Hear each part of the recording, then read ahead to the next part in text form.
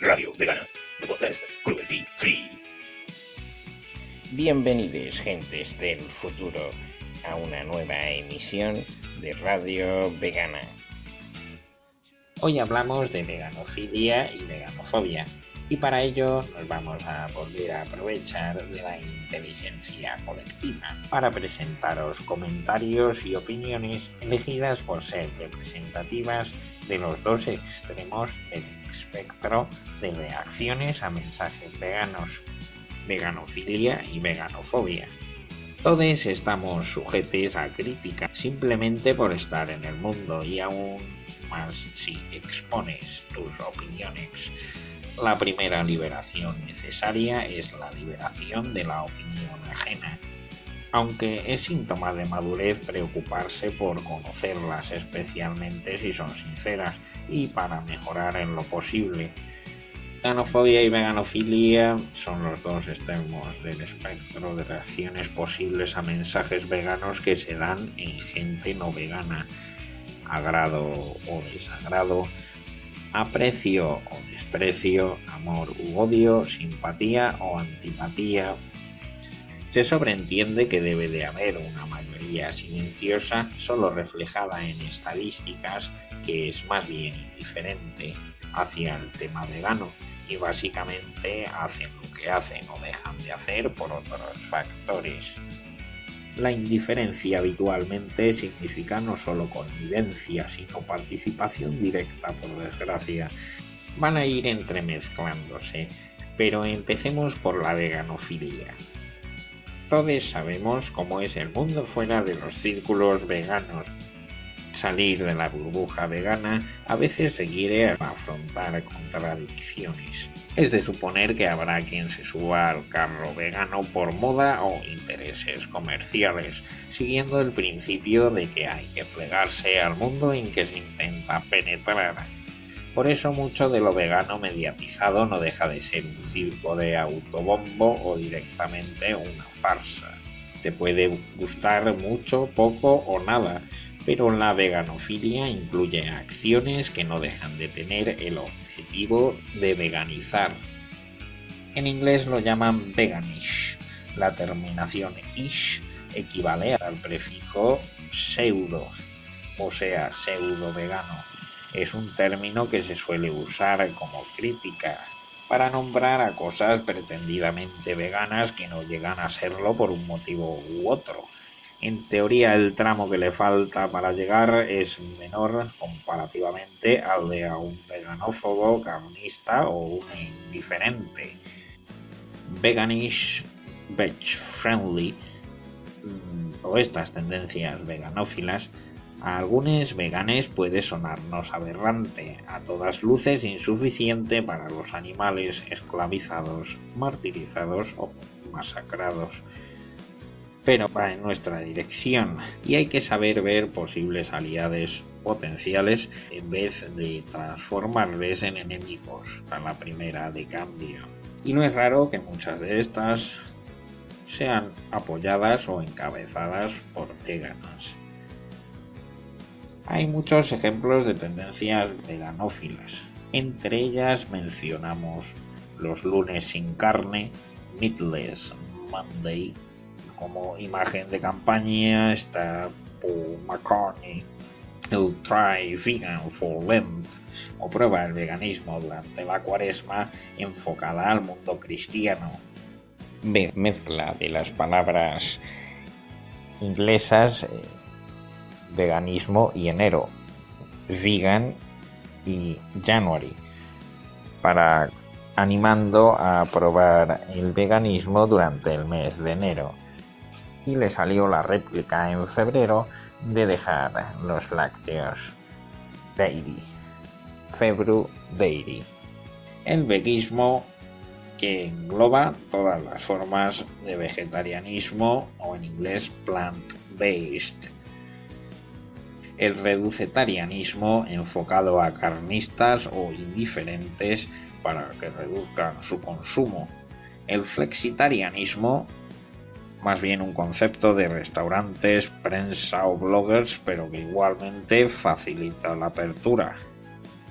El friganismo no vegano, consumen pero no enriquecen a la industria de la crueldad, aunque quizás sí limpien parte de sus miserias. Mencionamos que también existe el veganismo vegano. Luego también está en ese sentido de restaurantes de veganizers o veganizadores que hacen y coordinan peticiones online a restaurantes y otros establecimientos para que ofrezcan opciones veganas, veganicen sus platos o se hagan más veg friendly. Otra no específicamente vegana, abierta a cualquiera, es el Animal First on the Second, que es un juego de palabras que tiene una doble traducción. Los animales primero al segundo, en el sentido de tiempo y día del mes, que promueve el ayuno voluntario durante el segundo día de cada mes para visualizar y de alguna manera mostrar los respetos u homenajear a las víctimas, para visibilizar la causa animal. Nos pueden gustar más o menos unas u otras, pero el veganismo como movimiento de liberación animal no va de nuestras filias y fobias personales, sino de acabar con la explotación animal con consenso social lo antes posible. Otra muy interesante, el panveganismo, del griego pan todo, sería algo así como un veganismo no opinionado y sin toda la carga negativa que meten al término desde los intereses de la industria cárnica. Es entender que cada parte juega un papel en acabar con la explotación animal y que pelear entre sí no hace que ese final llegue antes, y también colabora idealmente en la paz mental de los veganes al saber que no van a ser constantemente criticados por sus opiniones o que tienen un pequeño as en la manga. Panveganismo es tolerancia y respeto por quienes estén en la misma causa, aunque empleen otros enfoques en su lucha. En realidad es un vegetarianismo estricto opinionado que trasciende las opiniones en lugar de intentar imponer o uniformar el pensamiento de otros veganes. Trascender es el verbo más allá de perspectivas y estrategias como perspectiva y estrategia. Es una teoría de unificación del veganismo que se basa en la comprensión de que todo lo que fastidia a la industria de la crueldad es aceptable. Y sí, el descenso en los niveles de consumo les fastidia, aunque sepan adaptarse y virar las narrativas mayoritarias. Por desgracia, no todo el mundo es vegano, al menos aún. La veganofilia les fastidia, aunque aún dañen a los animales.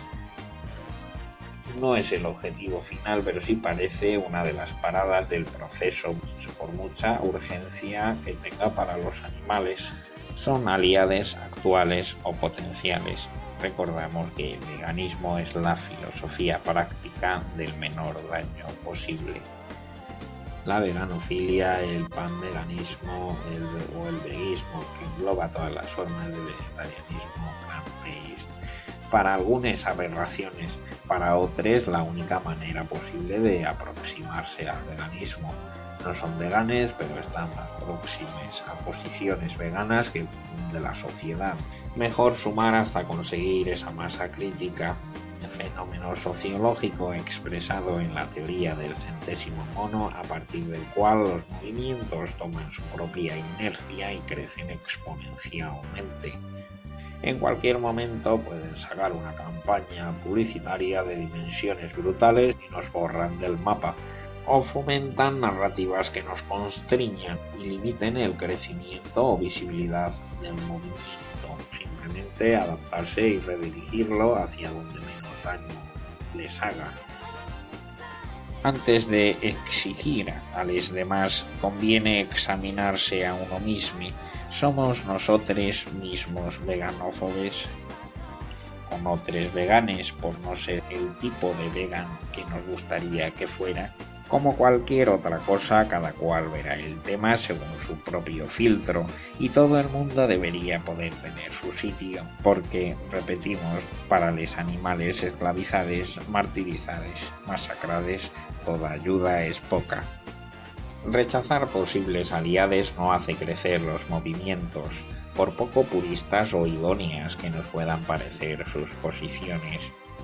Queda la cuestión de si lo veganish, lo veg-friendly o la veganofilia en cualquiera de sus expresiones difumina y confunde el mensaje del veganismo o lo acerca y ayuda a conseguir una masa crítica. Ambas opiniones serían respetables. Al menos en principio desde una perspectiva pan-vegana. La pureza nunca va a ser cultura de masas, por su principio del mínimo común denominador. Si el mainstream va a promover alguna vez el veganismo, cosa que estaría por ver, pues solo parece interesarse por el aspecto sensacionalista, lo cual parece depender de cómo de veganófilo o veganófobo sea el país, cultura o el medio en cuestión. Solo será cuando se alcance la masa crítica, y esta es más fácil de alcanzar cuanto más bajo esté el listón en principio. Y esto es lo bueno de la veganofilia, porque todo el mundo no va a hacerse vegan en un chasquido de dedos. O sí, pero puede que se aproxime de algún modo a la veganofilia, y cuando sean mayoría o al menos masa crítica, y se genere la inercia pendular hacia el veganismo en la sociedad. Cada vegano es embajador del veganismo en sus círculos y ambiente, a veces lo quieras o no. Eso siempre es multiplicador, y más si haces activismo, claro. Hay diferentes sensibilidades, modelos y paradigmas que no nos sentimos con derecho a criticar crudamente, siempre buscando la expansión del respeto a los animales en su mayor alcance. Estas diferentes mentalidades piensan que se llega o se llegará a ello de un modo u otro. La nuestra nos dicta que el modo es respetar a quienes están o estén en la lucha a su manera según le dicte su conciencia. En otras palabras, es una perspectiva del veganismo ecléctica que no se casa con nadie, solo buscando el respeto a los animales y a quienes comparten causa. Estas perspectivas sobre el veganismo a menudo toman la forma de la persona que la practica, y al final tengamos que aceptar que hay tantas formas de ser vegan como vegans hay o habrá. Dentro de su definición pretendida y notablemente abierta para facilitar su crecimiento, se entiende. A veces el veganismo puede incluir despistes, cosas mal planificadas que nadie, excepto veganófobo, voluntaria y decididamente querría, pero que suelen darse en una sociedad o situaciones netamente carnistas. No dejes que la perfección sea enemiga de lo bueno.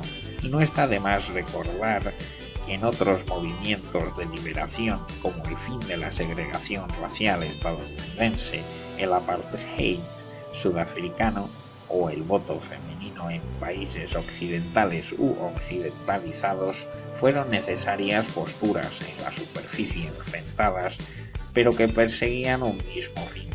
Por ejemplo, para el fin de la segregación racial en Estados Unidos, trazando el paralelismo con la causa animalista o vegana, fueron necesarios y tuvieron participación determinante para finalizar su virulencia o su consenso social. Tanto la postura abolicionista y más agresiva encabezada por Malcolm X, como la postura bienestarista y abiertamente negociadora de Martin Luther King. Se sabe de su oposición mutua en la época, pero también de las buenas relaciones y respeto entre sus liderazgos al menos.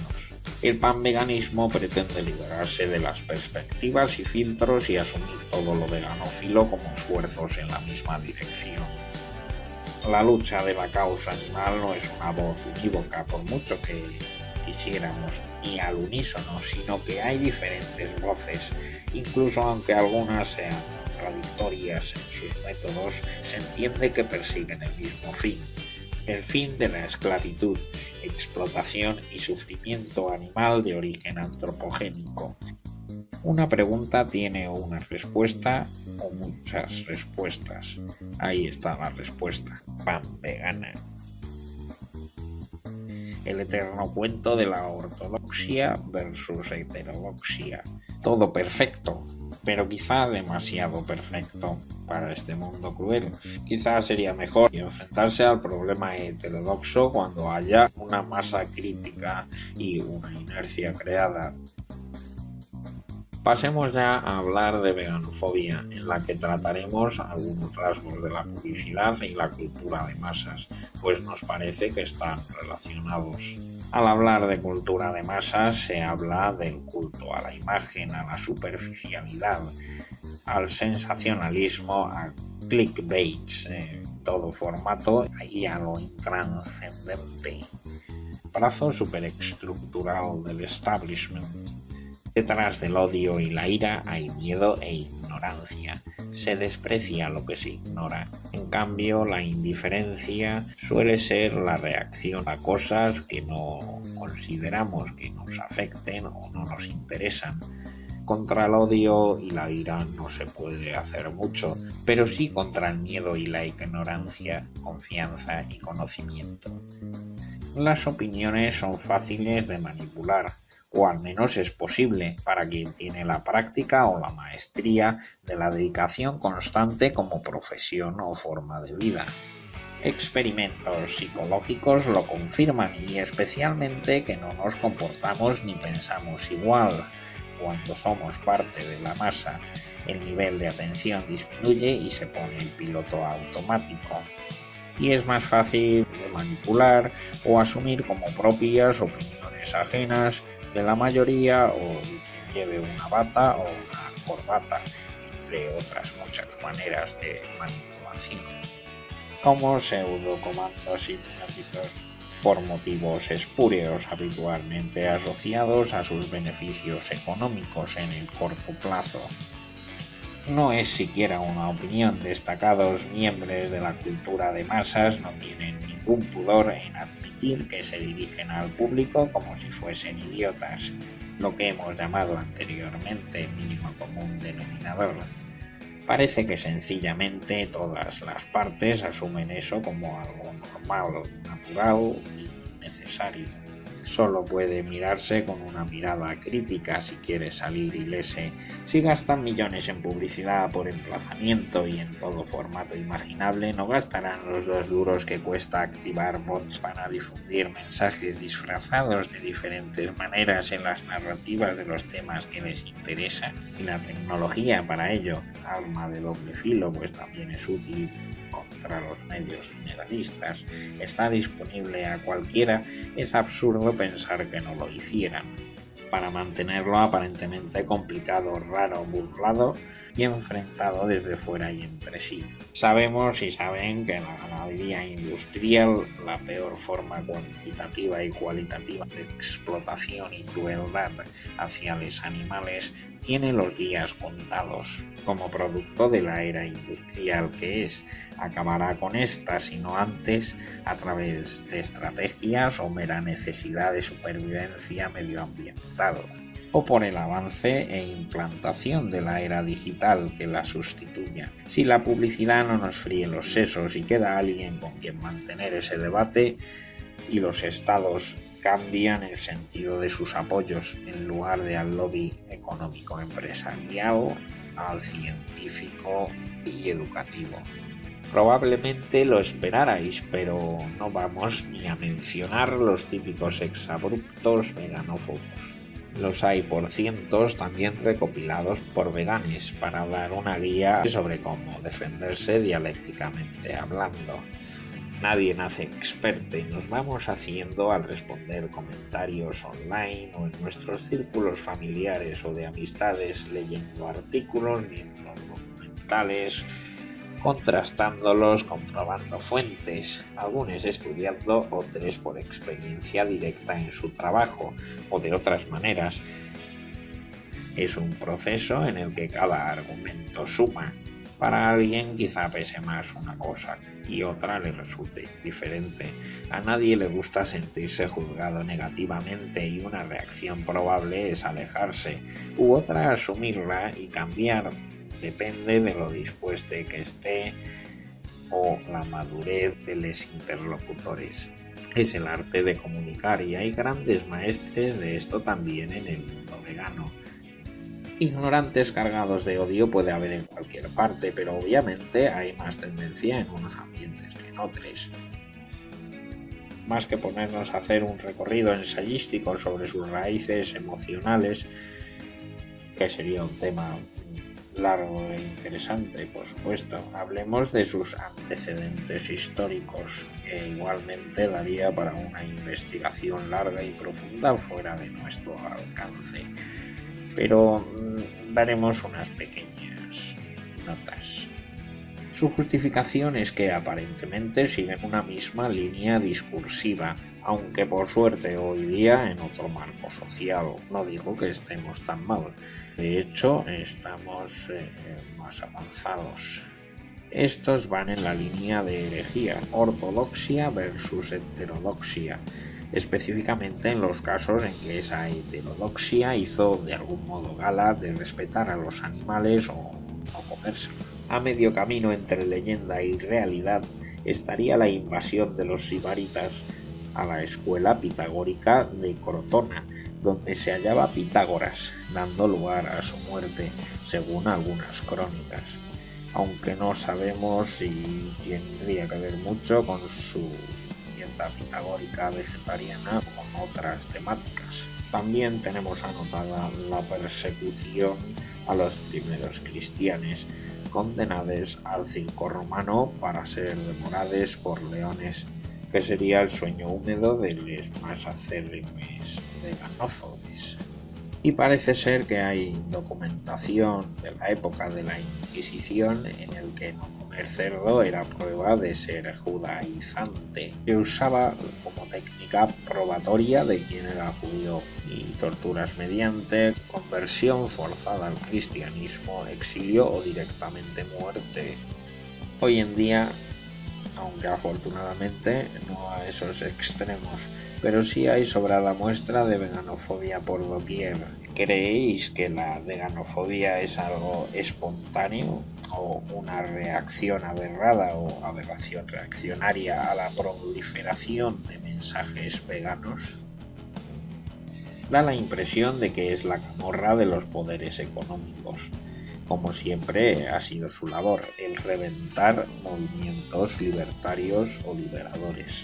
Hoy día con internet toma otra forma y quizá no llegue a menudo a las manos, pues hay muchos más contrapesos que antes. Las leyes, protección civil y ciudadana, libertad de conciencia, etc.